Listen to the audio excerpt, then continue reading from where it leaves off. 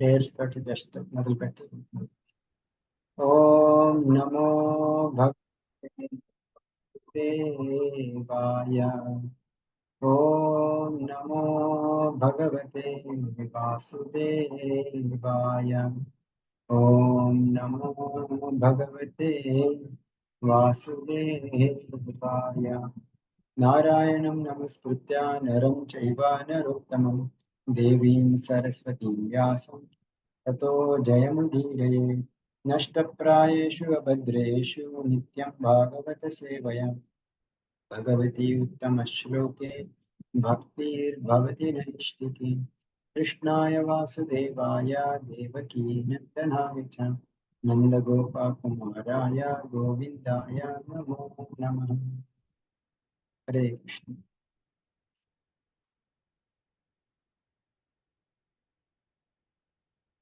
హరే కృష్ణ.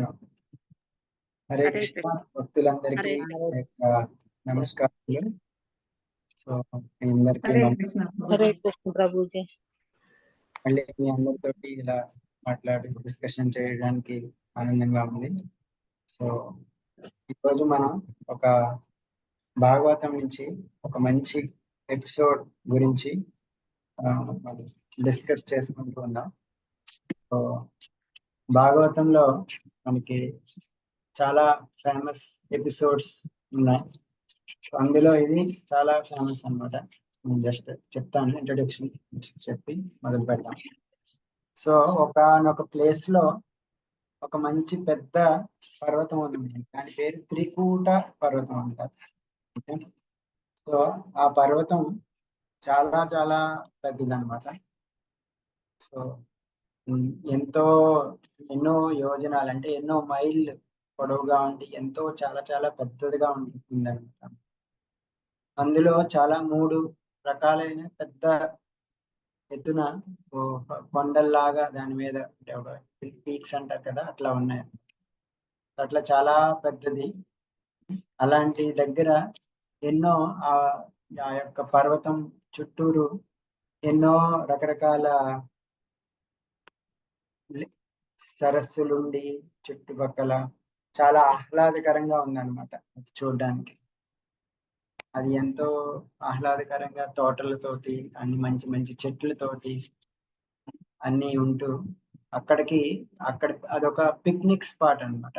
అక్కడికి పెద్ద పెద్ద ఈ దేవతలందరూ కూడా సిద్ధాసు, చారణాలు, గంధర్వాలు, విద్యాధర వాళ్ళందరూ కూడా అక్కడికి వచ్చి అక్కడ హ్యాపీగా స్పెండ్ చేసి అక్కడి నుంచి వెళ్తూ ఉంటారు. అలాగే అక్కడ ఉండే కొండ, అక్కడ ఉండే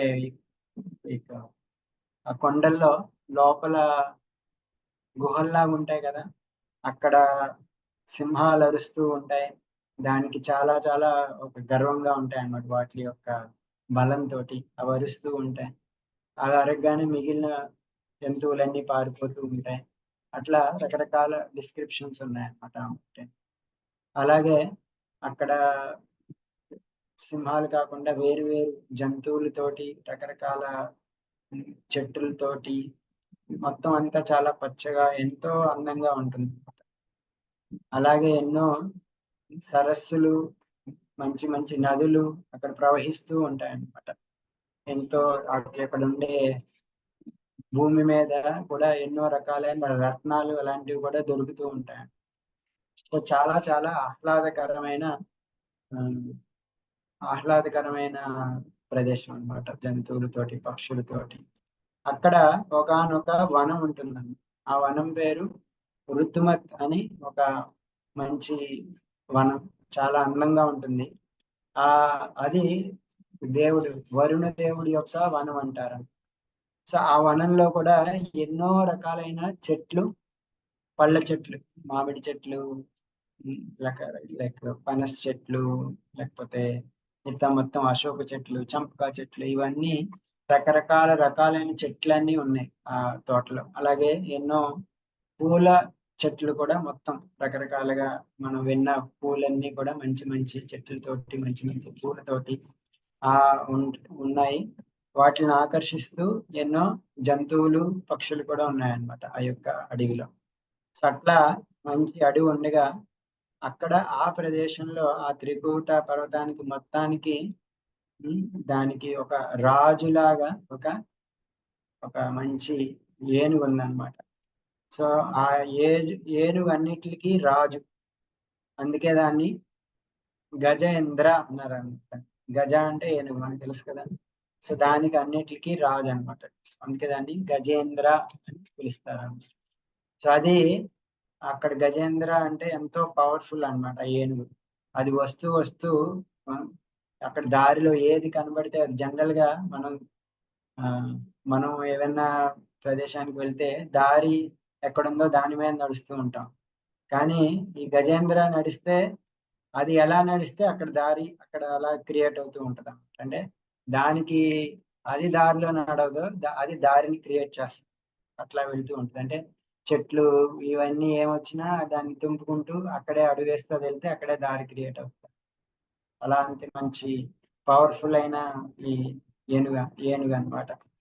ప్లస్ అది నడిస్తే దానికి దాని అరుపుకి కానీ అది వస్తుందంటే చాలు, అక్కడున్న సింహాలు కానీ ఇంకా పెద్ద పెద్ద పులులు కానీ అన్ని భయపడి పారిపోతాయి. అంత పవర్ఫుల్ అన్నమాట గజేంద్ర అంటే. అలాగే మిగిలిన చిన్న జీవులు ఏవైతే ఉంటాయో, నక్కలు లేకపోతే ఎద్దులు, అక్కడ ఉండే జింకలు, అవన్నీ దాని గజేంద్రుడి యొక్క రక్షణలో ఉన్నామని చెప్పి వాటికి భయం, వేరే జీవుల చేత భయం ఏం లేకుండా చాలా హాయిగా బతికినట్టు బతుకుతాయి. సో అట్లా చాలా అన్నిటికంటే పవర్ఫుల్ గా చాలా లీడర్ గా ఉంటుంది. చాలా అలాంటి గజేంద్ర తన చుట్టూ ఉమ్, తన యొక్క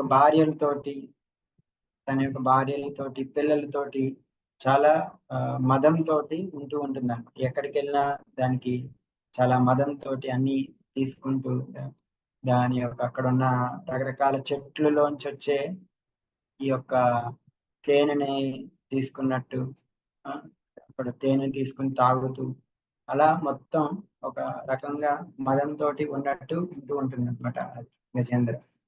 సో ఈ విధంగా మన గజేంద్ర అట్లా ఉంటూ అతని యొక్క భార్యలతోటి పిల్లలతోటి మొత్తం జీవితం అంతా ఆ యొక్క పర్వతంలో ఒక రాజుగా ఎంజాయ్ చేస్తూ చేస్తూ ఉమ్, అక్కడికి ఎంజాయ్ చేస్తూ ఒక వెళ్తూ ఒక సరస్సులోకి వచ్చాడు అనమాట.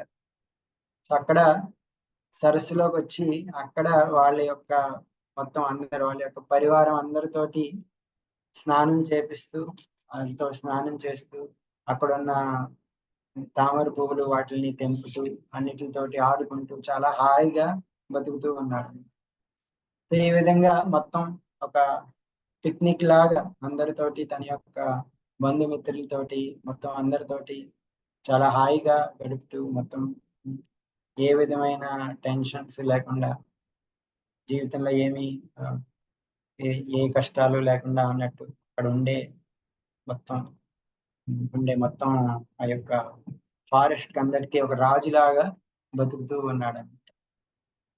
బతుకుతూ ఉండి ఇలా పోషిస్తూ ఉన్నప్పుడు ఒకసారి అలా హాయిగా జరుగుతున్న జీవితంలో సడన్ గా ఒక ఇన్సిడెంట్ జరుగుతుంది. ఏంటది? గజేంద్రుడు అలా ఈ యొక్క సరస్సులో వెళ్ళి అవన్నీ ప్రవర్తిస్తున్నప్పుడు అందులో ఉన్న సరస్సులో ఉన్న జంతువులన్నీ అక్కడ డిస్టర్బ్ అయినప్పుడు ఒకసారి అక్కడ ఒక భయంకరమైన ఒక ముసలి వచ్చి ఏనుగుని కాలులో పట్టుకుంటుంది. సో అది దైవవశాత్తు వచ్చిన డేంజర్ అన్నమాట గజేంద్రుడు. సో ఎంతో హాయిగా పిక్నిక్ వెళ్తూ మొత్తం అందరితోటి హాయిగా గడుపుతూ ఉన్న గజేంద్రుడికి తన జీవితంలో సడన్ గా ప్రమాదం వచ్చిందనమాట. ముసలి వచ్చి కాలు పట్టుకుంది ఏది ఒక సరస్సులో. అది ఎలాంటి ముసలి? గజేంద్రుడికి ఇప్పటి వరకు మనం డిస్కస్ చేసుకున్నట్టు మొత్తం అంటే చాలా పవర్, అన్ని జంతువులు పారిపోతున్నాయి దాన్ని చూస్తే. మిగిలిన జంతువులు అన్నిటికీ ఒక ఆదర్శంగా ఒక మంచి నాయకుడిగా నిలబడి అందరినీ కాపాడుతూ ఉన్నాడు. అలాంటి గజేంద్రుడికి ఒక చాలా ఈ మొసలు కూడా చాలా పవర్ఫుల్ అన్నమాట. చాలా బలంగా గజేంద్రుడి యొక్క కాలు పట్టుకుంది. గజేంద్రుడు అనుకున్నాడు ఏదో కాలు పట్టుకుని నా బలంతో నేను తీసేస్తాను దాన్ని అనుకున్నాడు. అనుకుని దాన్ని ట్రై చేశాడు. దాన్ని ఎలా అన్నా ముసలిని అక్కడి నుంచి తీసేద్దాం. కొద్దిగా ట్రై చేసినా అది వేయట్లేదంట. ఇంకొంచెం ట్రై చేశాడు. అయినా సరే అది వేయట్లేదు. ఇంకా కొంచెం గట్టిగా ట్రై చేశాడు. అయినా సరే అది వదులుతలేదు. ఇంకా ఇంత చాలా పవర్ఫుల్ గా ఉందని చెప్పి మిగిలిన మిగిలిన గజేంద్రుడి యొక్క మిత్రులు కూడా ఉన్నారు కదా, భార్యలు ఉన్నారు, మిత్రులు ఉన్నారు, పిల్లలు ఉన్నారు, అందరూ ఉన్నారు. సో వాళ్ళు కూడా ఏదో ముసలి వచ్చి పట్టేసుకుంది మన గజేంద్రుడిని, ఎలా అన్న దీన్ని బయట పడేయాలని చెప్పి వాళ్ళు కూడా ఏదో వెనక్కి వచ్చి కొంచెం ట్రై చేసి ముందుకు వచ్చి లైక్ తోయడం. భార్యలేమో వాళ్ళేమో అక్కడ వాళ్ళు ఏడవడమే మొదలు పెట్టారు. డేంజర్ వచ్చింది, ప్రమాదం వచ్చిందని చెప్పి ఏడు వాళ్ళు ఏడుస్తూ వాళ్ళంతా బాధపడుతూ అన్ని బాధపడుతున్నారు, ఏడుస్తూ ఉన్నారు, కానీ ఏమి చేయలేకపోతున్నారు. గజేంద్రుడి యొక్క మిత్రులందరూ వాళ్ళు వచ్చి ఏదో కొద్దిగా వెనకాల నుంచి ప్రయత్నిస్తూ ఏదో చేసినా సరిగ్గా వాళ్ళు ఏమీ రక్షించలేకపోతున్నారు. సో ఈ విధంగా గజేంద్రుడికి ఈ యొక్క ముసలికి రెండిట్ల మధ్య ఈ యొక్క ఒకళ్ళ మీద ఒకళ్ళు ఎవరు నెగ్గుతారా అన్నట్టు జరుగుతూ ఉంది అన్నమాట. అది సో అట్లా ఎంతసేపు జరిగింది అట్లా. గజేంద్రుడేమో బయటికి లాగడం, ముసలేమో లోపలికి. కానీ ఇద్దరు చాలా పవర్ఫుల్ కాబట్టి అది అలా జరగడం 1000 సంవత్సరాలు జరిగింది అనమాట. అలా ఊహించుకోండి, ఒక ఏనుగు అట్లా వచ్చి సరస్సులో పడి కాలు పెట్టేసుకుంటే తీయడానికి ప్రయత్నిస్తూ ముసలి పట్టుకుంది. అలా ఒక రోజు కాదు, 2 రోజులు కాదు, ఒక నెల కాదు, ఒక 6 నెలలు కాదు, సంవత్సరం కాదు, 10 సంవత్సరాలు కాదు, 20 సంవత్సరాలు కాదు, 50 సంవత్సరాలు కాదు, 100 సంవత్సరాలు కాదు, 1000 సంవత్సరాలు వాళ్ళిద్దరి మధ్య అలా యుద్ధంలాగా ఒకరికొకళ్ళు కొట్టుకుంటూ ఉన్నారు. సో కానీ ఇక్కడ గజేంద్ర భూమి మీద ఉన్నాడు, ముసలి నీటిలో ఉంది. ముసలికి గజేంద్రుడికి ఆ యొక్క కాలు పట్టుకుంది, అక్కడి నుంచి రక్తం అవన్నీ కొంచెం తింటూ దానికి కొంచెం ఎనర్జీ వస్తుంది. కానీ గజేంద్రుడికి ఏ ఎనర్జీ లేదు అక్కడి నుంచి. ప్లస్ ముసలి తన యొక్క ప్రదేశంలో, తన యొక్క నీటిలో ఉంటూ తన యొక్క ప్రదేశంలో స్వస్థలంలో ఉన్నట్టు. కాబట్టి ముసలికి ఏమీ భయం లేదు. కానీ గజేంద్రుడికి నెమ్మదిగా తన యొక్క బలం తగ్గుతూ వచ్చిందండి. అలాగే బలంతో పాటు బలం ఒక్కటే కాదండి, ఇక్కడ జనరల్ గా ఏదైనా ప్రమాదం వచ్చినప్పుడు ఫస్ట్ మెయిన్ గా మన యొక్క మనోధైర్యం ఉంటుంది, ఏదోలా మనం చేస్తాం అన్నట్టు. సో అది మనం ఏదో పోరాడుతూ ఉంటాం. కానీ ఈ పోరాటంలో 1 కాదు 2 కాదు 1000 సంవత్సరాల నుంచి జరుగుతుంది. ఎంతసేపు అలా మనోధైర్యం. కాబట్టి ఇక్కడ తన యొక్క మనోధైర్యాన్ని కూడా ఈ యొక్క గజేంద్రుడు కోల్పోయాడని. ఫిజికల్ స్ట్రెంగ్త్ అంటే తన యొక్క శారీరక బలంతో పాటు మానసిక బలం కూడా తగ్గుతూ వచ్చిందన్న ఈ యొక్క గజేంద్రుడు. అట్లా ఎంతో ప్రమాదంలో ఉన్న గజేంద్రుడు ఆలోచిస్తూ ఉన్నాడు అన్నమాట. ఏం జరిగింది, ఎలా దీని నుంచి బయటపడాలి. చాలా ఆలోచించి చివరికి గజేంద్రుడికి ఒకే ఒక్క మార్గం దొరికింది, ఆలోచించగలిగాడు అన్నమాట. ఏమిటంటే అది, నన్ను నా మిత్రులు లేకపోతే నా యొక్క బంధువులు వీళ్ళందరూ నా యొక్క ఈ ప్రమాదం నుంచి రక్షించలేకపోయారు. ఇంకా నా యొక్క భార్యల గురించి నేను చెప్పాల్సిన ఏముంది, వాళ్ళు ఏమి చేయలేరు నన్ను. ఇదంతా విధివశాత్తు ఇదంతా జరిగింది.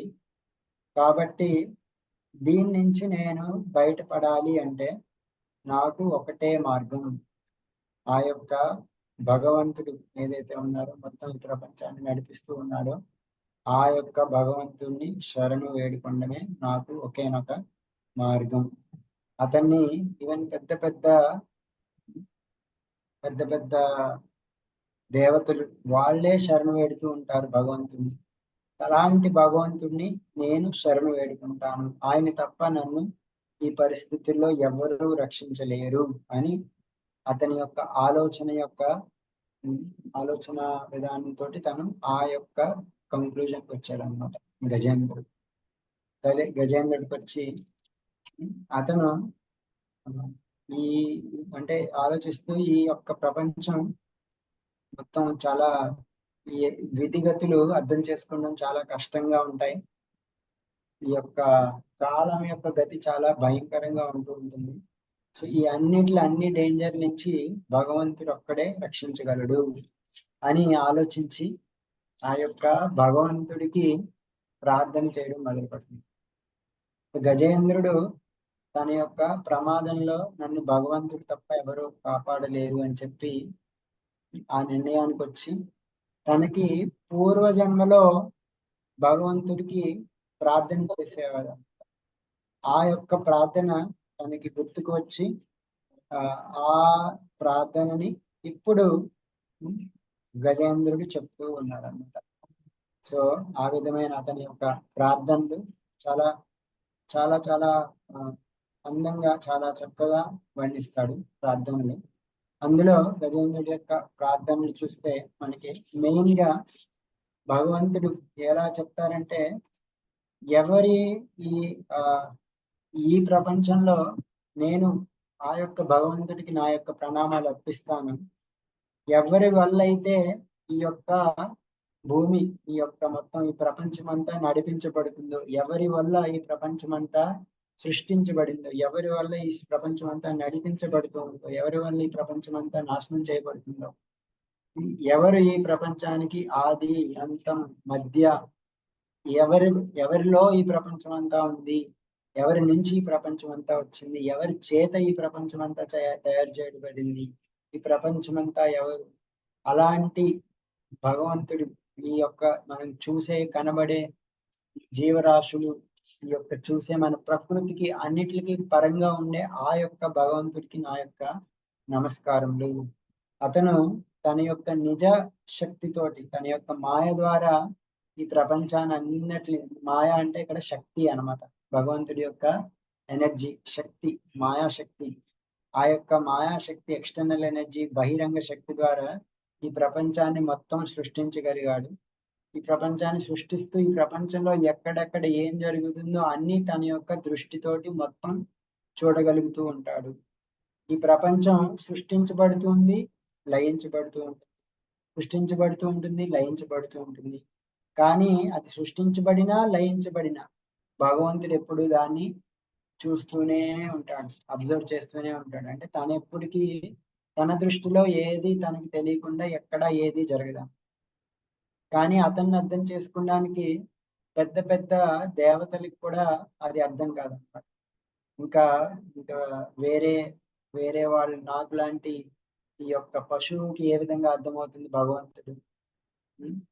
ఎలా అయితే మనకి ఎవరికైనా మనం ట్రెడిషనల్ డ్రామాస్కి వెళ్ళారనుకోండి, వాళ్ళు భరతనాట్యం ఏదో చేస్తూ ఉన్నారు, భరతనాట్యం అది చేస్తూ ఉంటే వాళ్ళు ఏవో ముద్రలో చూపిస్తూ ఉంటారు, ఇలా అంటే ఇలా అని, లేకపోతే ఇలా అని చెప్పి ఏవో ముద్రలు, ఇలా అంటే ఒక కలువు పువ్వుని చూపిస్తున్నారు, ఇలా అంటే ఒక చంద్రబింబం లాగా ఉంది అని చెప్పి ఏవో ముద్రలు అవి ఇవి చూపిస్తూ ఉన్నారు. చూపిస్తూ ఉంటే అది చూసే వాళ్ళకి ఆ ముద్రలన్నీ తెలిస్తే అతను ఏ ముద్రలో ఏం చేస్తున్నాడో అన్ని అర్థమవుతాయి. కానీ చూసే వాళ్ళకి అవి ఏ ముద్రలో అతను ఏం చేస్తున్నాడు అవి తెలియకపోతే అతను ఏమీ అర్థం కావన్నమాట. అట్లా భగవంతుడు యొక్క ఈ యొక్క రచనలు ఈ యొక్క ఇవన్నీ ఎవరికి అర్థం కావన్నమాట.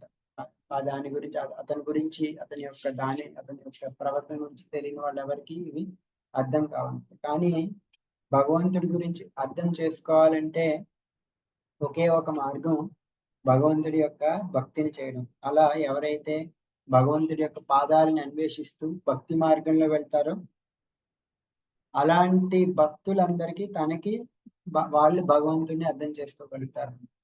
అలాంటి భగవంతుడు నన్ను రక్షించుగాక అని ప్రార్థన చేస్తూ ఉన్నాడు. అలాగే భగవంతుడికి జన్మ లేదు, కర్మ లేదు, నామం లేదు, రూపం లేదు, గుణాలు లేవు, దోషాలు లేవు, మంచి గుణాలు లేవు, చెడ్డ గుణాలు లేవు. కానీ అతని యొక్క శక్తి ద్వారా ఈ లోకాలన్నిటినీ సృష్టిస్తున్నాడు. కానీ ఇలా చెప్పిన వెంటనే మళ్ళీ ఏం చెప్తారంటే అతనికి రూపం లేదు కానీ ఎన్నో రూపాలు ఉన్నాయి అని చెప్తారు. సో భగవంతుడికి నామరూపాలు లేవు, జన్మ కర్మలు లేవు అని చెప్పబడిందంటే దానికి అర్థం వెంటనే చెప్పిన వెంటనే అతని యొక్క జన్మ దివ్యమైనది అని వస్తుంది, లేకపోతే అతని కర్మ ఆశ్చర్యకరమని అని వస్తుంది, లేకపోతే రూప ఎన్నో రూపాలు ఉన్నాయని వస్తుంది. అంటే భగవంతుడి యొక్క నామం, భగవంతుడి యొక్క రూపం మనలాంటి భౌతికంగా ఉండే నామం రూపంతో ఉండదు అనమాట. అది చెప్పడానికి అప్పుడప్పుడు శాస్త్రాల్లో భగవంతుడికి నామం లేదు, రూపం లేదు అంటారు. కానీ మనకి అదే శాస్త్రాల్లో జన్మ కర్మ చమే దివ్యం ఏవం యోవేత్తి తత్వతః త్యక్త్వా దేహం పునర్జన్మ నైతి మామేతి సోర్జున. నా యొక్క జన్మ కర్మ దివ్యమైనవి అని చెప్పి ముందలా అని చెప్పి వెంటనే భగవంతుడికి ఎన్నో రూపాలు ఉన్నాయి అని చెప్తున్నారు గజేంద్ర. అలాగే ఎన్నో ఆశ్చర్య కర్మలు చేస్తూ ఉంటాడు అంటే అవన్నీ దివ్యమైనవి, ఈ యొక్క భౌతికానికి సంబంధించినవి కాకుండా భగవంతుడి లీలలు, కర్మలు, గుణము, నామము అన్ని దివ్యమైనవి.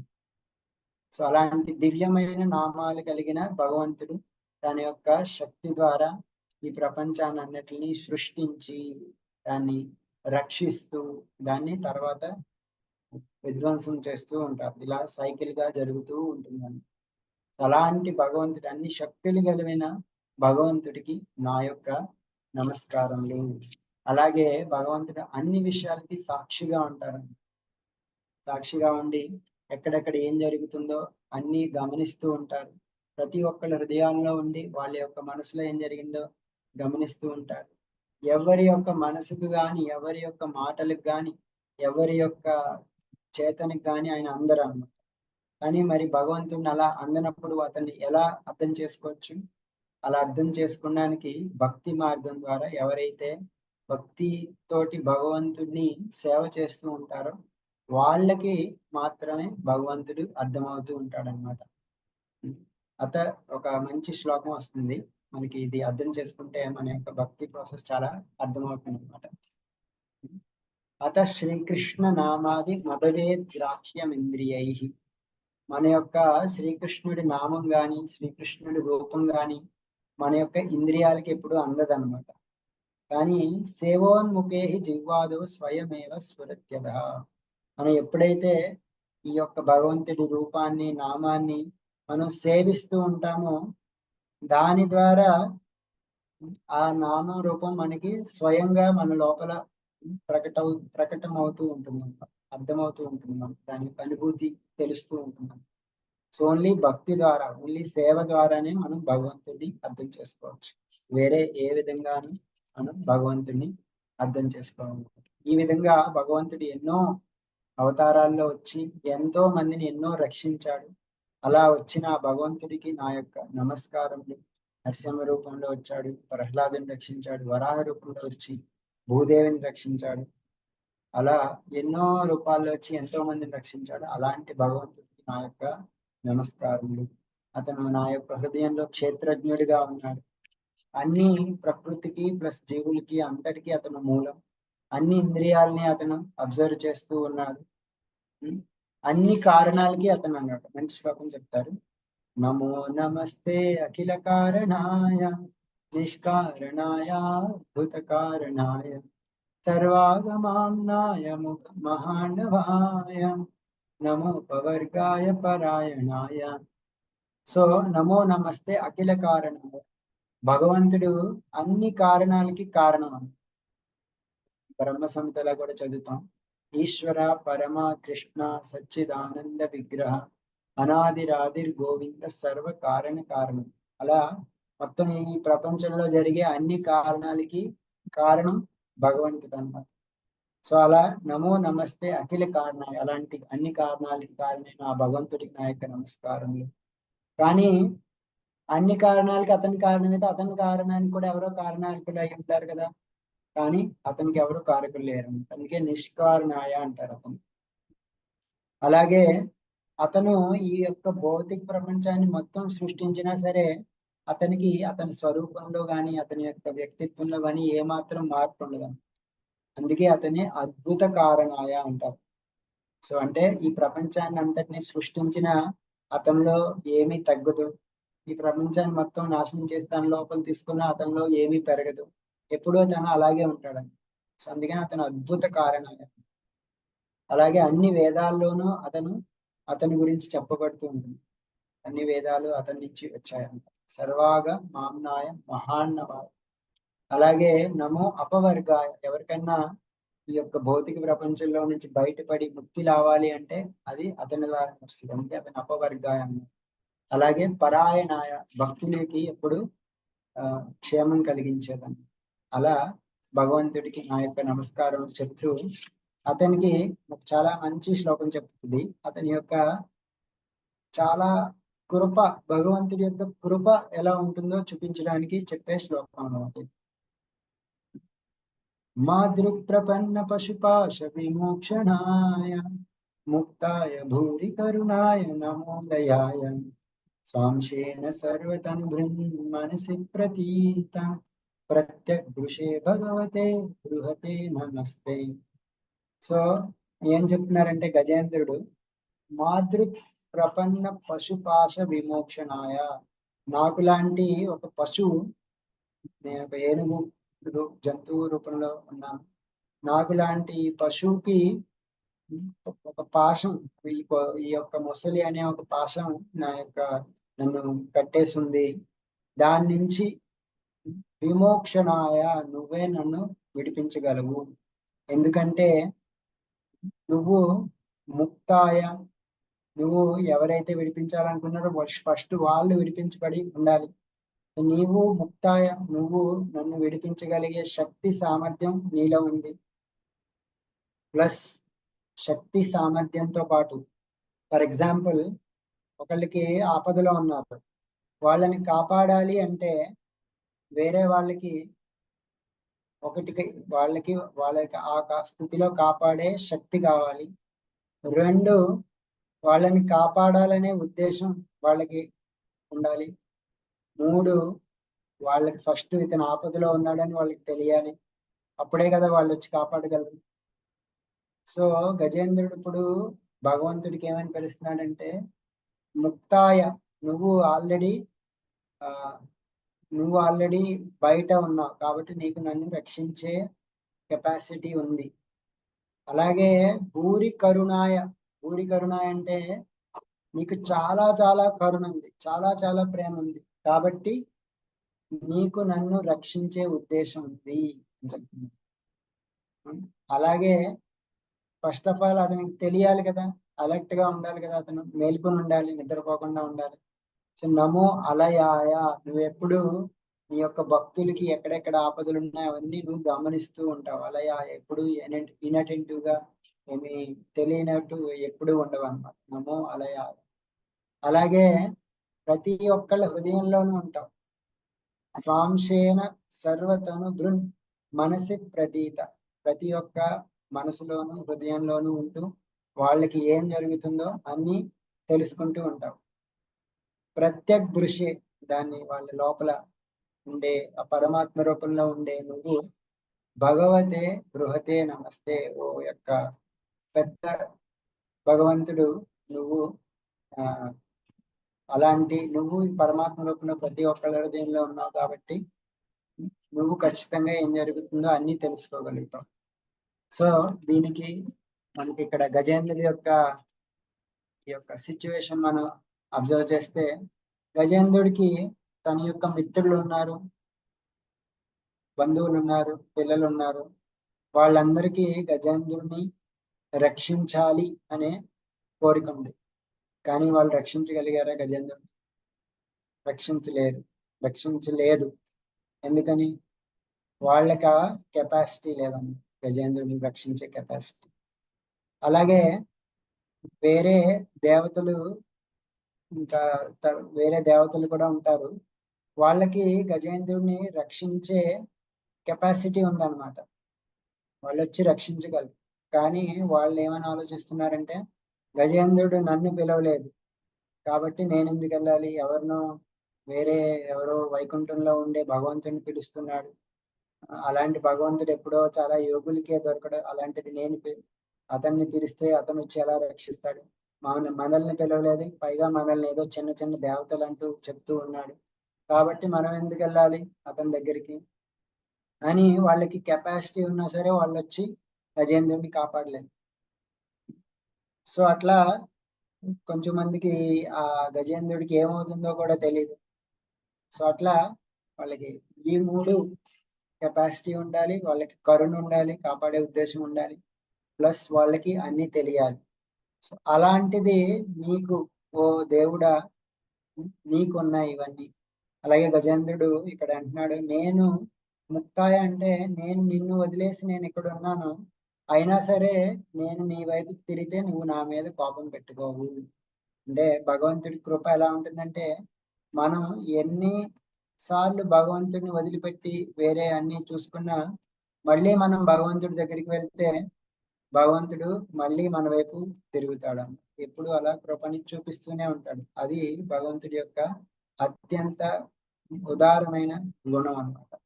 సో నీకంత ఉదారమైన గుణం ఉంది ఓ భగవంతుడా, అలాంటి నీకు నా యొక్క నమస్కారములు అని గజేంద్రుడు ఆ యొక్క కృతజ్ఞతని ఆ యొక్క భగవంతుడి యొక్క ఆ యొక్క ఉదారమైన గుణాన్ని పొగుడుతూ ఉన్నాడు.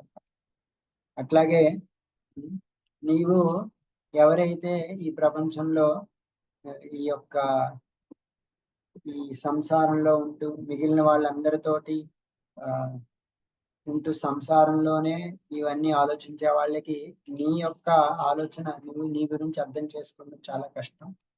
కానీ నువ్వు ఎవరైతే వాళ్ళకి ధర్మం కానీ వాళ్ళ యొక్క కోరికలు కానీ వాళ్ళ యొక్క డబ్బు కావాలి అర్థం కావాలన్నట్టు, లేకపోతే ఎవరికైనా ఇలా బాధల నుంచి తప్పించుకోవాలని ఎవరైనా నిన్ను ప్రార్థిస్తే నువ్వు వాళ్ళ యొక్క కోరికను తీరుస్తూ ఉంటావు.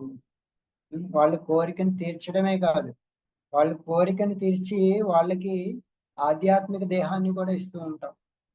సో అలాంటి నువ్వు వచ్చి నన్ను రక్షించి ఈ యొక్క ఆపద నుంచి నన్ను కూడా ఒక ఆధ్యాత్మిక దేహాన్ని ఇచ్చి రక్షించు అని ప్రార్థిస్తూ ఉంటాను.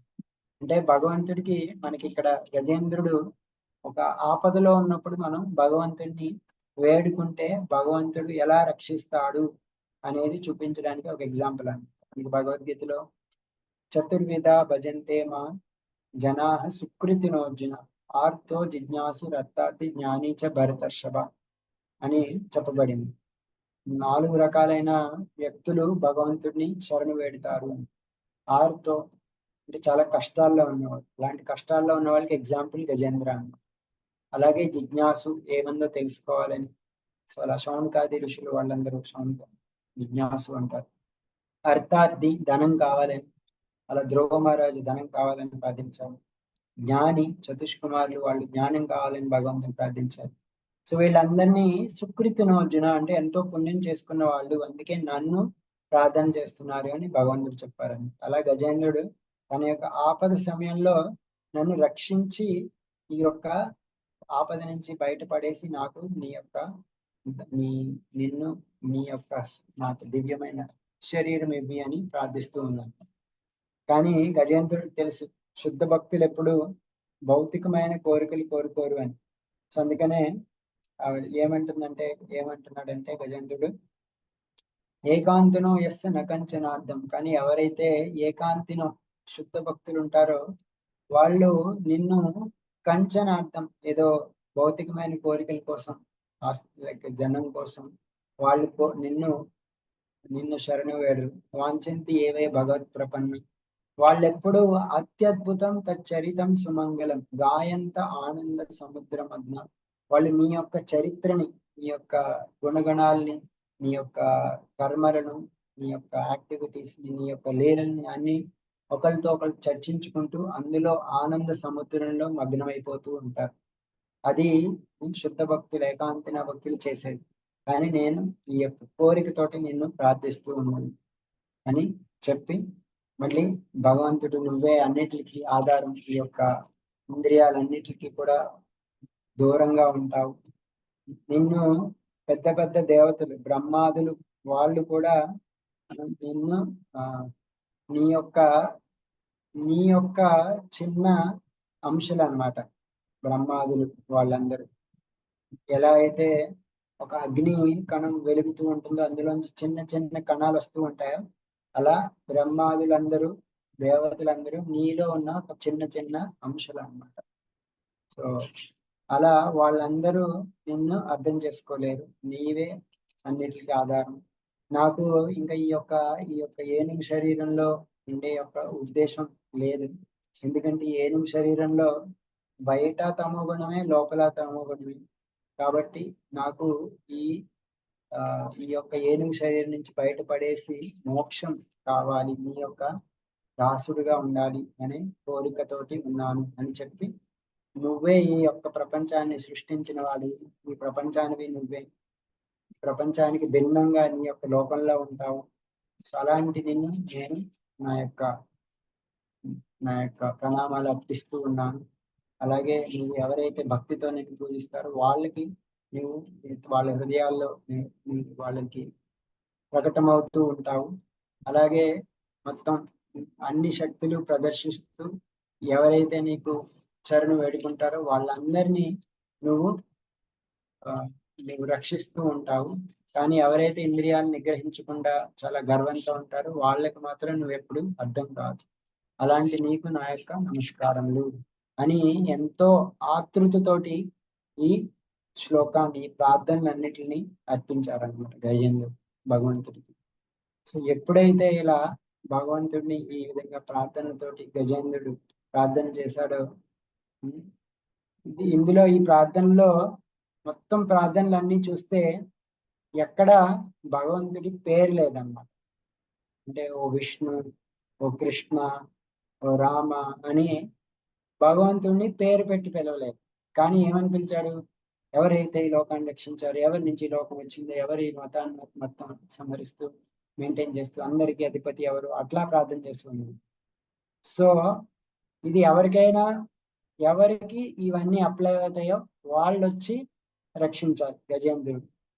సో మిగిలిన దేవతలందరూ బ్రహ్మ, శివ, ఇంద్ర, చంద్ర వీళ్ళందరూ మొత్తం గజేంద్రుడు మమ్మల్ని పిలవలేదు కాబట్టి అలాగ పిలవడమే కాకుండా మనం అంతా ఏదో చిన్న చిన్న భగవంతుడిలో అంశ అని చెప్పి పిలుస్తూ ఉన్నాడు కాబట్టి మేమెందుకు వెళ్ళాలి అని చెప్పి వాళ్ళు ఎవరు వెళ్ళలేదన్నమాట.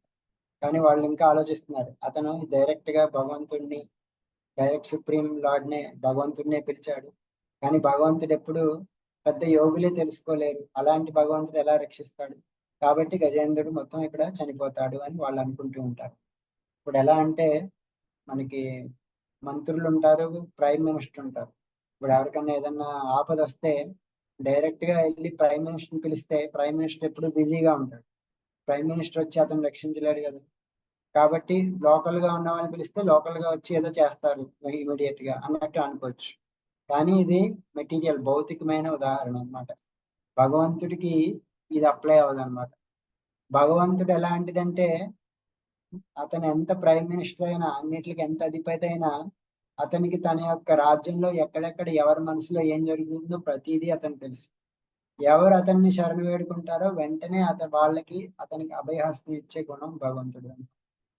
సో అందుకే గజేంద్రుడు భగవంతుడిని అలా ఆ విధంగా శరణు వేడుకుంటే భగవంతుడు ఎక్కడో వైకుంఠంలో ఉన్నా సరే వెంటనే ఈ యొక్క గజేంద్రుడి యొక్క కష్టాన్ని అర్థం చేసుకుని తన యొక్క గరుడ వాహనంతో బయలుదేరి ఈ యొక్క గజేంద్రుడు ఉండే ప్రదేశానికి భగవంతుడు రక్షించడానికి తన యొక్క సుదర్శన చక్రాన్ని, మిగిలిన అన్ని చక్రాలను తీసుకుని గజేంద్రుడితోటి అక్కడ ఉండే ప్రదేశానికి వచ్చాడు.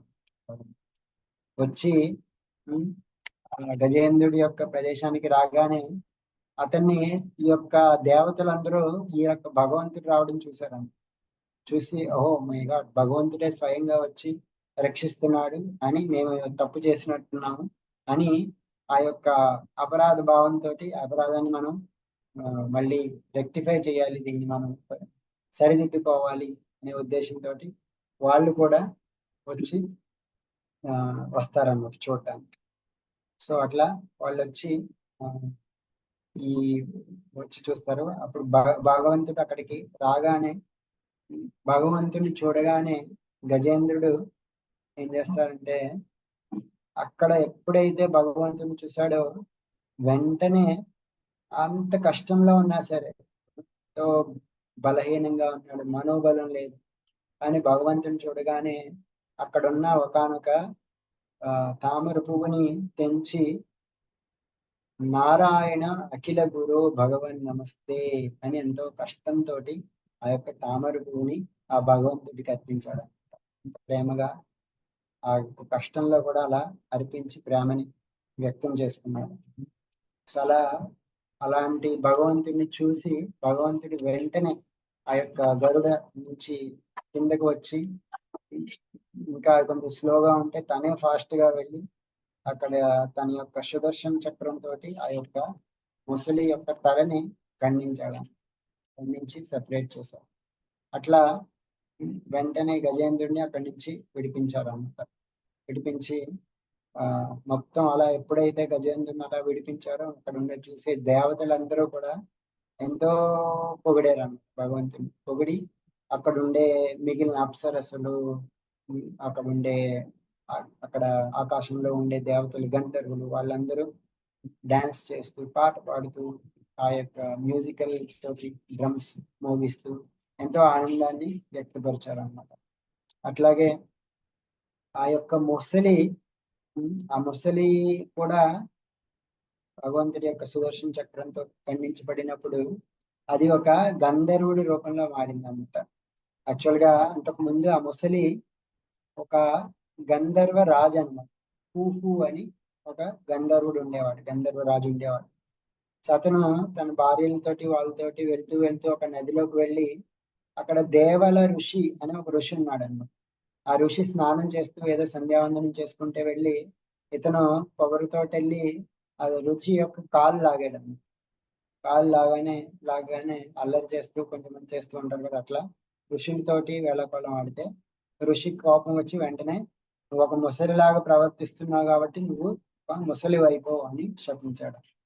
వెంటనే హూహు తన కాళ్ళ మీద పడి క్షమించమని వేడుకుంటే, సరే నీకు గజేంద్రుడిని నువ్వు కాలు పట్టుకున్నప్పుడు భగవంతుడు వచ్చి నిన్ను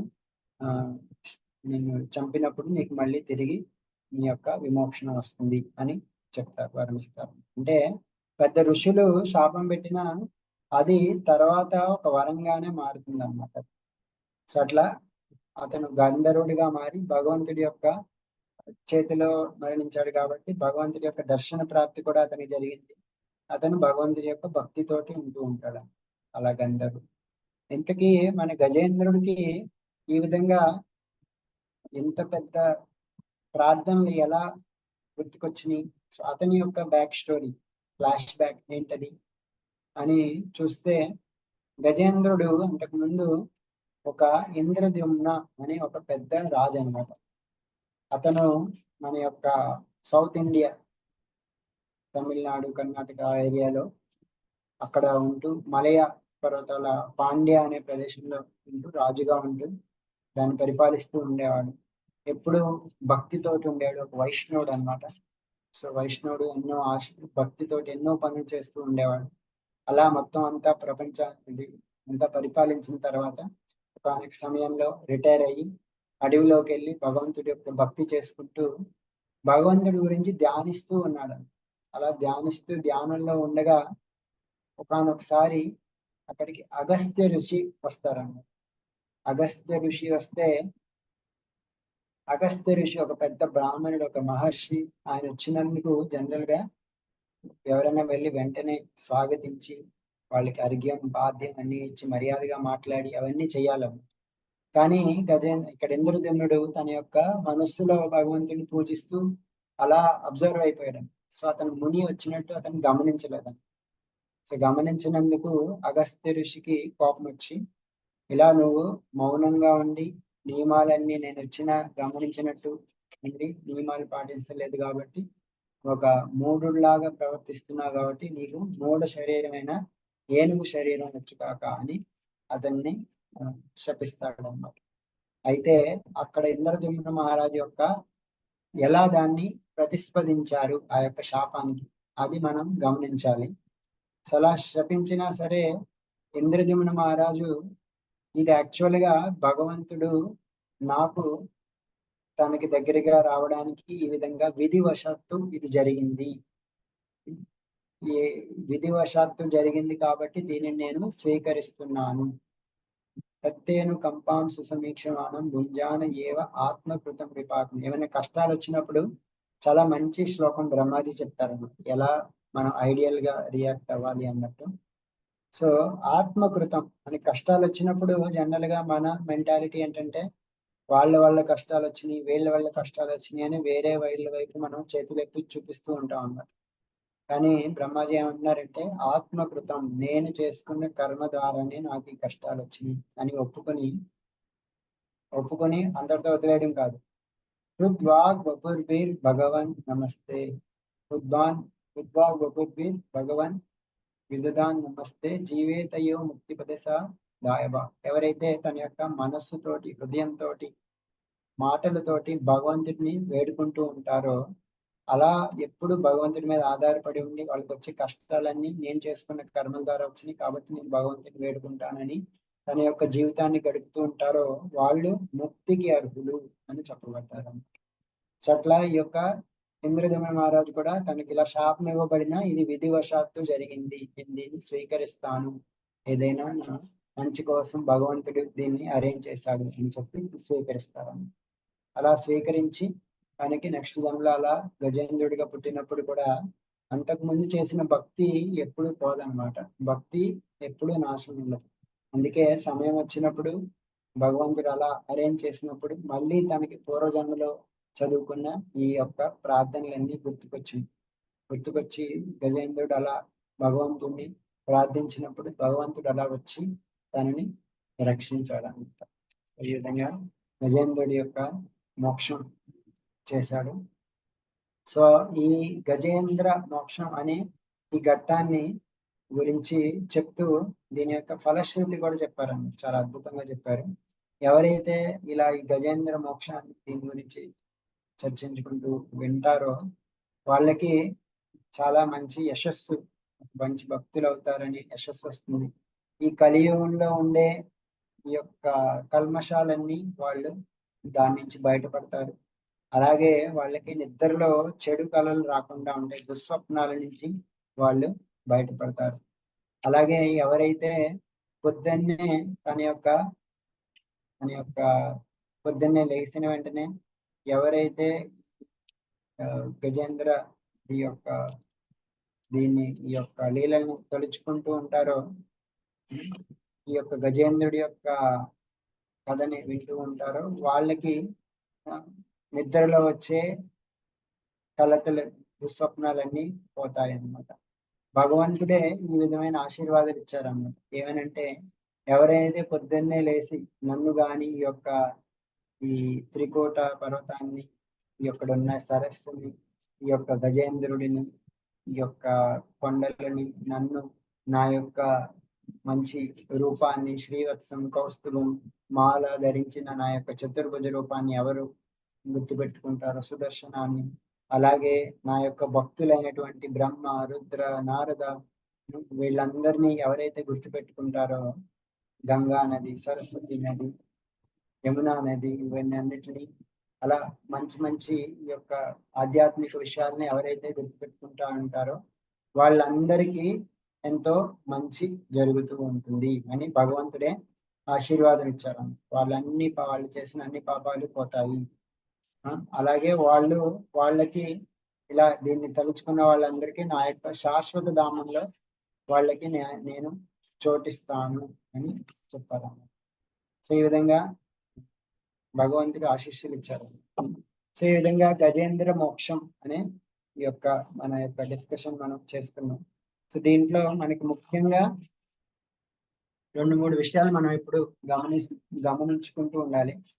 జీవితం చాలా ఏమీ కష్టాలు లేకుండా చాలా హాయిగా గడిచిపోతూ ఉంది అని సమయంలో గజేంద్రుడికి సడన్ గా కష్టం వచ్చింది. సో అట్లా ప్రతి ఒక్కళ్ళ జీవితంలో ఇప్పుడు హాయిగా ఉంది, ఏ కష్టాలు లేవు, అన్ని హాయిగా జరుగుతున్నాయి అని అనుకుంటే ఎప్పుడు ఎవరికి ఎలా ఏ కష్టం వస్తుంది ఎవరు చెప్పలేరు. ఆ కష్టంలో వచ్చినప్పుడు భగవంతుణ్ణి ప్రార్థించే శక్తి మనకి కావాలి. అలా భగవంతుణ్ణి మనం ప్రార్థిస్తే భగవంతుడు వచ్చి మనల్ని రక్షిస్తాడు. అలాంటి భగవంతుడు ఎక్కడో ఉన్నాడు కదా, ఎంతో పైనున్నాడు, మన యొక్క ప్రార్థనని ఎలా ఆలోచిస్తాడు, మనల్ని ఎలా రక్షించాడని అని మనం డౌట్ పెట్టుకోగలదన్నమాట. ఎందుకంటే భగవంతుడు చాలా కరుణ గలవాడు, చాలా రక్షించే హృదయం గలవాడు. అతనికి ఆ కెపాసిటీ ఉంది. అతను అన్ని విషయాలు అతనికి తెలుస్తాయి. కాబట్టి మనకి సిన్సియర్‌గా కావాల్సింది మన యొక్క హృదయపూర్వకంగా భగవంతుడిని శరణు వేడుకుంది. అది మనం చేస్తే భగవంతుడు ఎక్కడున్నా సరే మనల్ని వచ్చి రక్షిస్తాడని. అది కూడా మనం గజేంద్రుడి నుంచి మనం నేర్చుకోవచ్చు. సో ఈ విధంగా గజేంద్ర మోక్షం అనే ఈ ఘట్టం గురించి మనం చర్చించుకుందాం.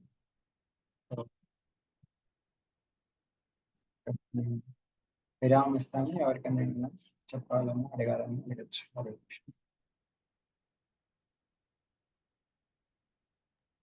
ప్రభుజీ హరే కృష్ణ. త్రికుట పర్వతం అని అన్నారు కదా, అది రామాయణంలో వస్తది కదా ఆ పర్వతం పేరు, ఇది అది ఒకటేనా? లేదు మాతాజీ, అది వేరే అయ్యి ఉండొచ్చు. ఇది ఎక్కడో వేరే చోట జరిగింది, ఇక్కడ భూమి మీద జరిగింది కాదు. సరే.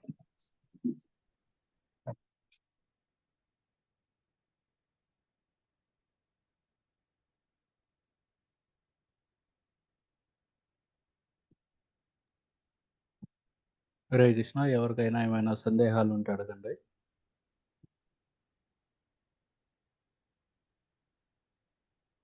హరే కృష్ణ హరే కృష్ణ ప్రభుజీ. ప్రభుజీ. హరే కృష్ణ. ఫస్ట్ పుష్ప మాతాజీ మీరు అడగండి, దాని తర్వాత దేవి గారు. ప్రభుజీ ఇది అజామిలుడు అంటారు కదా, అజామిలుడు వచ్చి ముసలినా? లేదు మాతాజీ, అది వేరే స్టోరీ. ఇది గజేంద్ర చెప్పండి ప్రభుజీ. అజామేలుడు అంటే ఒక బ్రాహ్మణుడు అన్నమాట. ఆ బ్రాహ్మణుడు మొత్తం జీవితం అంతా పాపం చేసిన తర్వాత లాస్ట్ లో తనకి తన యొక్క అదృష్టం కొద్ది నారాయణ అని చదివినప్పుడు అతనికి మోక్షం లభిస్తుంది. అతను అజామేలుడు.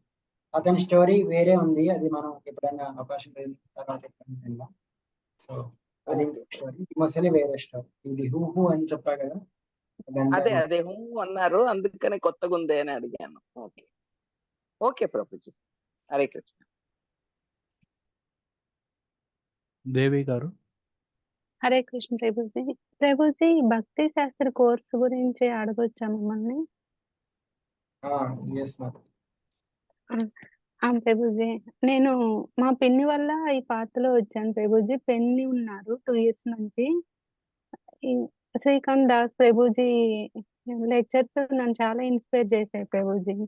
అండ్ మీవి కూడా విన్నాను. మీరు ఒకసారి పండ్ల గురించి చెప్పారు కదా, ఒక పండ్ల ఆవిడ కథని, చాలా నచ్చింది నాకు అది.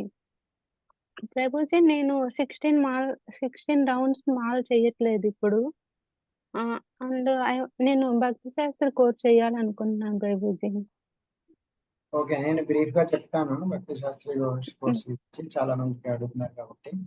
సో భక్తి శాస్త్రి కోర్స్ అనేది మీకు ఇస్కాన్ లో మనకి బేసిక్ గా మనం నేర్చుకునే పుస్తకాలు భగవద్గీత, భక్తి రసామృత సింగ్,